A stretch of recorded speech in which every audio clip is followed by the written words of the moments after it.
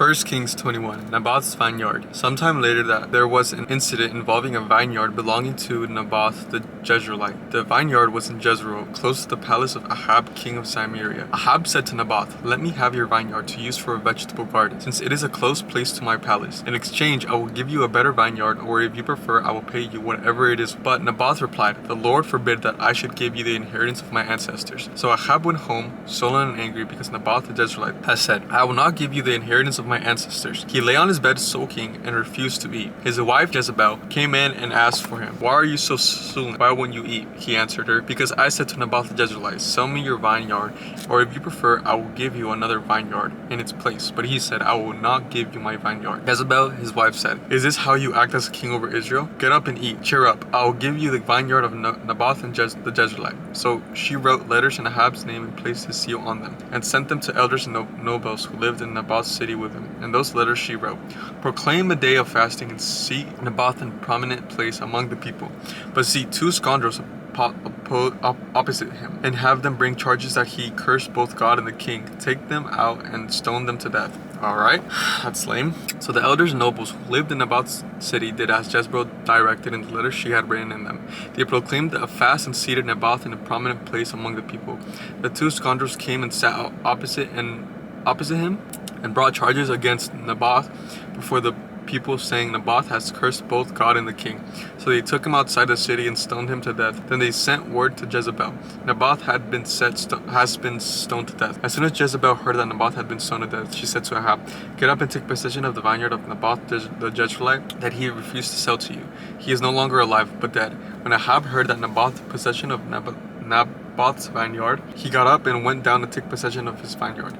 Then the word of the Lord came to Elijah the Tishbite, "Go down to meet Ahab, king of Israel, who rules in Samaria. He is now in Naboth's vineyard, where he has gone to take possession of it. Say to him, 'This is what the Lord says. Have you not murdered a man and seized his property?' Then say to him, 'This is what the Lord says. In the place where dogs licked up Naboth's blood, dogs will lick up your blood. Yes, yours." Ahab said to Elijah, "So you have found me, my enemy." "I have found you," he answered, "because you have sold yourself to do something evil in the eyes of the Lord. He says, 'I am going to bring disaster on you. I will wipe out your descendants and cut off from Ahab every last male in Israel, slave or free. I will make your house like that of Jeroboam, son of Nebat, and that of Baasha, son of Ahijah, because you have aroused my anger and have caused Israel to sin.'" And also concerning Jezebel, the Lord says, "Dogs will devour Jezebel by the wall of Jezreel. Dogs will eat those who belong to Ahab, who die in the city, and the birds will feed on those who die in this country. There was never anyone like Ahab who sold himself to do evil in the eyes of." Urged on by Jezebel, his wife, he behaved in the vilest manner by going after idols, like the Amorites the Lord drove out before Israel. When Ahab heard these words, he tore his clothes, put on sackcloth, and he lay in sackcloth and went around meek. Then the word of the Lord came to Elijah the Tishbite, "Have you noticed how Ahab had humbled himself before me? Because he has humbled himself, I will not bring this disaster in his day, but I will bring it on his house in those days of his son." Micaiah prophecies against Ahab. 1 Kings 22. For 3 years there was no war between Aram and Israel. But in the third year, Jehoshaphat, king of Judah, went down to see the king of Israel. The king of Israel had said to his officials, "Don't you know that Ramoth Gilead belongs to us, and yet we are doing nothing to retake it from the king of Aram?" So he asked Jehoshaphat, "Will you go with me to fight against Ramoth Gilead?" Jehoshaphat replied to the king of Israel, "I am as you are, my people as your people, my horses as your horses." But Jehoshaphat also said to the king of Israel, "First seek the counsel of the Lord." So the king of Israel brought together the prophets, about 400 men, and asked them, "Shall I go to war against Ramoth Gilead, or shall I refrain?" "Go," they answered, "for the Lord will give it to the king's hands." But Jehoshaphat asked, "If there is no longer a prophet of the Lord here whom we can inquire of?" The king of Israel answered Jehoshaphat, "There is still one prophet, though, whom we can inquire of the Lord, but I hate him because he never prophesies anything good about me, but always bad. He is Micah, son of Imlah." "The king should not see such a thing," Jehoshaphat replied. So the king of Israel called one of the officials and said, "Bring Micaiah, son of Imlah, at once." Dressed in their royal robes, the king of Israel and Jehoshaphat, king of Judah, were sitting in the thrones of the threshing floor by the entrance of the gate of Samaria, with all the prophecies before them. Now Zedekiah, son of Kenaz, had made iron horns and had declared, "This is what the Lord says. With these you will gore the Armenians until they are destroyed." All the other prophets were prophesying the same thing. Attack Ramoth Gilead and be victorious, they said, for the Lord will give it into the king's hands. The messenger who had gone to summon Micaiah said to him, Look, the other prophets without exception are predicting success for the king. Let your word agree with theirs and speak favorably. But Micaiah said, As surely as the Lord lives, I can tell him only what the Lord tells me. When he arrived, the king asked him, Micaiah, shall we go to war against Ramoth Gilead or not? Attack and be victorious, he answered, for the Lord will give it into the king's hand. The king said to him, How many times must I make you swear to me and tell me nothing but the truth in the name of the Lord? Then Micaiah answered, I saw all Israel scattered on the hills like sheep without a shepherd. Now the Lord said, These people have no master. Let each one go home in peace. The king of Israel said to Jehoshaphat, Didn't I tell you that he never prophesies anything good about me, but only bad? Micaiah continued, Therefore, hear the word of the Lord. I saw the Lord sitting on this throne with all the multitudes of heaven, standing around him on his right and on his left. And the Lord said, Who will entice Ahab into attacking Ramoth Gilead and going to his death there? One suggested this, and another that finally a spirit came forward, stood before the Lord and said, I will entice him. By what means? The Lord asked. I will go out and be a deceiving spirit in the mouths of all his prophets and said, You will succeed in enticing him, said the Lord. Go and do it. So now the Lord had put a deceiving spirit in the mouths of all the prophets of yours. The Lord had decreed disaster for you. Then Zedekiah son of Kenaanah went up and slapped Micaiah in the face, Which way did the spirit from the Lord go when we went from me to speak to you? He asked.